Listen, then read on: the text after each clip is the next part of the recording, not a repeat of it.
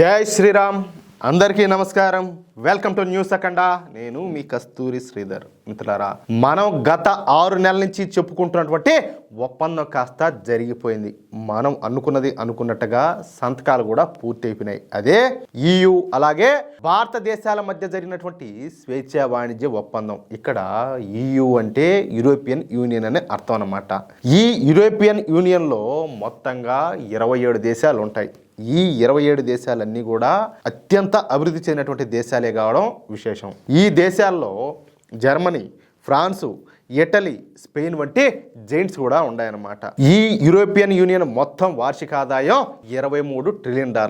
Billion డాలర్లు అనుకుంటారేమో, కాదు, ట్రిలియన్ డాలర్లు అనమాట. అమెరికాకు మొత్తం జీడిపి $30 ట్రిలియన్ అయితే ఈ యూరోపియన్ యూనియన్ మొత్తం జీడిపి $23 ట్రిలియన్ అనమాట. ప్రపంచ జీడిపిలో భారత్ అలాగే యూరోపియన్ యూనియన్ దేశాల వాటా 25% అయితే సమానం అనమాట. ప్రపంచ వాణిజ్యంలో ఇది 3వ వంతుకు సమానం. అటువంటి 27 దేశాల సమాఖ్య అయినటువంటి యూరోపియన్ యూనియన్తో మన భారతదేశానికి గొప్ప వాణిజ్య ఒప్పందం అయితే కుదిరింది. దీనినే మదర్ ఆఫ్ ఆల్ డీల్స్ అని చెప్పి పిలుస్తారనమాట. ఇక్కడ మీకు ఇంకొక విషయం చెప్పాలా, ఈ యూరోపియన్ యూనియన్ దేశాలు అత్యంత అభివృద్ధి చెందినటువంటి చైనాతో ఈ ఒప్పందం చేసుకోకుండా భారతదేశంతో ఒప్పందం చేసుకోవడం ఇక్కడ మనమంతా కూడా ఖచ్చితంగా గుర్తుపెట్టుకోవాల్సినటువంటి విషయం.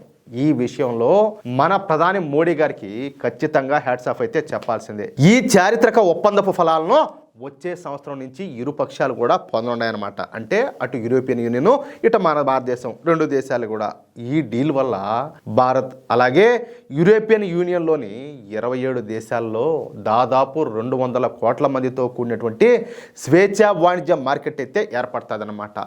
ఈ మార్కెట్ పరిధిలో ఎగుమతి అలాగే దిగుమతి జరిగేటటువంటి దాదాపు 93% వస్తు అలాగే సేవలపైన దాదాపు ఈ సుంకాలు అనేటివి ఉండవన్నమాట. అంటే పన్నులు అనేటివి ఉండవు. కొన్నింటిపైన కేవలం నామమాత్రపు సుంకాలు మాత్రమే ఉంటాయి. ప్రపంచంలో 4వ అతిపెద్ద ఆర్థిక వ్యవస్థ మన భారతదేశం, 2వ అతిపెద్ద ఆర్థిక వ్యవస్థ యూరోపియన్ యూనియన్. ప్రపంచ స్థూల దేశీయ ఉత్పత్తి జీడిపిలో 25%, అంటే 1/3 వంతు వాటా ఈ 2 ఆర్థిక వ్యవస్థలదేనమాట. అందుకే 2 పక్షాల మధ్యన ఈ ట్రేడ్ డీల్ జరగడం ప్రపంచ మార్కెట్లో ఒక కీలకమైన, ఒక అద్భుతమైనటువంటి పరిణామం అన్నమాట.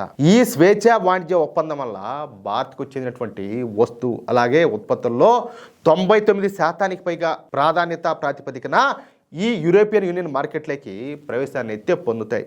ఈ అంశము మన భారతీయ వస్త్ర అలాగే లెదరు, మెరైను, రత్నాలు అలాగే ఆభరణాల ఉత్పత్తుల పరిశ్రమలకు అయితే కలిసి వస్తుందన్నమాట.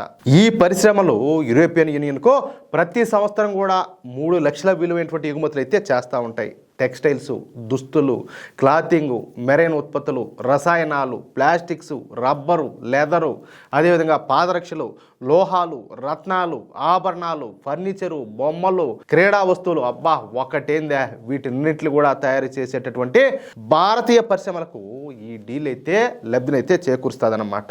ప్రస్తుతం వీటిపైన యూరోపియన్ యూనియన్ దేశాల్లో 0 నుంచి 26% దాకా సుంకాలు అయితే విధిస్తున్నాయి. మన భారత్లో తయారయ్యేటటువంటి వస్త్రాలు అలాగే రసాయనాలు, పాదరక్షలు ఇకపైన 0 సుంకంతో ఐరోపా దేశాలకు ఎగుమతి అయితే అవుతాయి. దీనివల్ల వాటిల్ని వీలైనంత తక్కువ రేట్లకు అక్కడి మార్కెట్లో విక్రయించేటటువంటి వీలైతే కలుగుతుంది. ఫలితంగా ఏంటంటే మన భారత్లోని తయారీ పరిశ్రమల సేల్స్ అంతా కూడా పెరుగుతాయి. అలాగే ఐరోపా నుంచి ఆర్డర్లన్నీ కూడా వెల్లువెత్తుతాయి అన్నమాట. యూరోపియన్ యూనియన్ దేశాల నుంచి వచ్చేటటువంటి కార్లు అలాగే వైన్ల పైన మన భారత్ అయితే సుంకాలను కొంతమేర అయితే తగ్గించనుండదన్నమాట. వాహనాలు అలాగే ఉక్కు మినహా భారత్కు చెందినటువంటి అన్ని వస్తు అలాగే ఉత్పత్తులు 0 సుంకంతో యూరోపియన్ యూనియన్ దేశాల్లోకైతే ఎంట్రీని అయితే పొందుతాయి. భారత్కు చెందినటువంటి 93% పైగా వస్తు అలాగే ఉత్పత్తులకు ఈ ప్రయోజనం అయితే వర్తిస్తుందన్నమాట. మిగతా 6% పైగా మన భారతీయ వస్తు అలాగే ఉత్పత్తులపైన కొంతమేర సుంకాన్ని అయితే యూరోపియన్ యూనియన్ అయితే తగ్గిస్తుందన్నమాట. వాహనాలు వంటి వాటికి కోటా ఆధారిత పన్ను రాయితీలను అయితే కల్పిస్తుందన్నమాట. అలాగే ఫ్రీ ట్రేడ్ అగ్రిమెంట్ అమలులోకి వచ్చే తొలి రోజు నుంచే దాదాపు 90% భారత సరుకులపైన దిగుమతి సుంకాన్ని యూరోపియన్ యూనియన్ అయితే తొలగిస్తుందన్నమాట. వచ్చే సంవత్సరం ప్రారంభం నుంచి ఈ డీల్ అయితే అమలులోకి రానున్నది. మిగతా 3% మన భారత సరుకులపైన విడతల వారీగా 7 ఏళ్లలోగా ఈ సుంకాలన్నీ కూడా తొలగించేస్తుందన్నమాట. ఇక్కడ ఇంకొక విషయం ఏంటంటే యూరోపియన్ యూనియన్ దేశాలకు 93% ఈ వస్తువు అలాగే ఉత్పత్తులకు 0 సుంకంతో 10 ఏళ్ల పాటు భారత్లోకైతే ఎంట్రీ లభిస్తుందన్నమాట. ట్రేడ్ డీల్ అమల్లోకి వచ్చేటటువంటి తొలి రోజు నుంచి యూరోపియన్ యూనియన్కు చెందినటువంటి 30% ఈ వస్తువు అలాగే ఉత్పత్తులపైన దిగుమతి సుంకాలను భారత్ అయితే తొలగిస్తుంది. అలాగే యూరోపియన్ యూనియన్కి చెందినటువంటి 3.7% ఈ వస్తువు అలాగే ఉత్పత్తులకు పన్ను రాయితీలు కోటా ఆధారిత పన్ను తగ్గింపులను భారత్ అయితే ఇస్తుంది. మొత్తం మీద 97.5% యూరోపియన్ యూనియన్ సరుకులు ఫ్రీ ట్రేడ్ అగ్రిమెంట్ పరిధిలోకి అయితే వస్తాయన్నమాట. అలాగే యూరోపియన్ యూనియన్ దేశాల్లోని 144వ ఈ ఉపరంగాల్లోకి భారతీయ కంపెనీలు అలాగే పరిశ్రమలన్నీ కూడా ప్రవేశాన్ని అయితే పొందుతాయి. ఈ జాబితాలో ఐటీ సేవలు అలాగే ఐటీ ఆధారిత రంగాల సేవలు ప్రొఫెషనల్ సర్వీసులు విద్యా సేవలు అన్నీ కూడా ఉంటాయి. దీనివల్ల భారత టెకీలకు ఉద్యోగ అవకాశాలు కూడా ఏర్పడతాయి. అలాగే యూరోపియన్ యూనియన్ దేశాల్లోని 37 రంగాలు అలాగే ఉపరంగాలకు మన భారతీయ కంపెనీలో కాంట్రాక్ట్ సర్వీస్ సప్లయర్లుగా వ్యవహరించవచ్చు అన్నమాట. అలాగే యూరోపియన్ యూనియన్లోని 17 రంగాలు అలాగే ఉపరంగాలకు భారతీయ ఇండిపెండెంట్ ప్రొఫెషనల్స్ సేవలను అయితే అందించవచ్చు అనమాట. భారత్లోని 102 ఉపరంగాల్లోకి యూరోపియన్ యూనియన్ దేశాల కంపెనీలకు ఎంట్రీ అయితే దొరుకుతుంది. EU దేశాల వాహన బ్రాండ్లకు భారత్లోకి ప్రవేశం అయితే కల్పిస్తారనమాట. ఏది ఇప్పుడు BMW కావచ్చు, మెర్సిడీస్ కావచ్చు, ఇవన్నీ ఉన్నాయి కదా, వాటికి కూడా ప్రవేశం అయితే దొరుకుతుంది అనమాట. భారత్లోనే ఈ వాహనాలు తయారు చేసే అవకాశాన్ని వాటికైతే కల్పిస్తారు. మన భారతదేశంలో ఆయుర్వేద, సిద్ధ, యునాని లాంటి కోర్సులు చేసేవాళ్ళు యుఈ దేశాల్లోనూ ఈ డాక్టర్గా ప్రాక్టీస్ చేసేటటువంటి అవకాశాన్ని అయితే కల్పిస్తారన్నమాట. అలాగే సాంకేతిక పారిశ్రామిక నైపుణ్యాలు కలిగినటువంటి భారతీయ యువత అలాగే ప్రొఫెషనల్స్కు యూరోపియన్ యూనియన్ దేశాల్లో ఉద్యోగ అవకాశాలను పెంచే అంశం కూడా ఈ ట్రేడ్ డీల్లో ఉండాలి. పోస్ట్ డ్యూటీ వర్క్ వీసాలపైన యూరోపియన్ యూనియన్ నుంచి భారత్ అయితే హామీని పొందిందనమాట. దీని ప్రకారం మన దేశానికి సంబంధించినటువంటి విద్యార్థులు యూరోపియన్ యూనియన్ దేశాల్లో ఉన్నతమైనటువంటి విద్యను అభ్యసించాక నిర్దిష్ట కాలం పాటు అక్కడే ఉండొచ్చు అనమాట. ఆ టైంలోగా ఉద్యోగం చేయొచ్చు, అలాగే కెరీర్ నైపుణ్యాలను పెంచుకోవచ్చు అనమాట.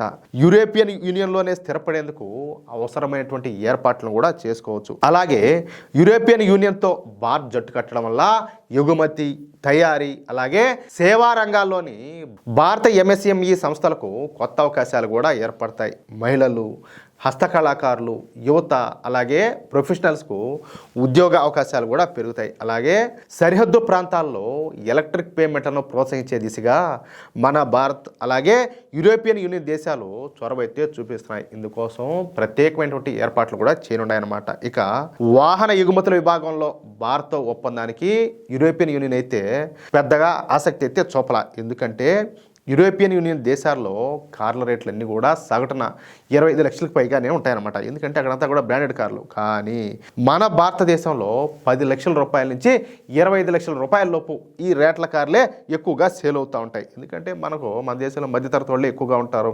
ఇప్పుడు మన వాళ్ళందరి ఆదాయం పెరుగుతుంది కాబట్టి ఒక రకమైన కార్లే కొంటా ఉంటారు, అవునా కాదా? అందుకే మన భారత్లో కార్ల తయారీ విభాగంలోకి ప్రవేశించాలనే ఆసక్తిని యూరోపియన్ యూనియన్ అయితే వ్యక్తం చేసింది.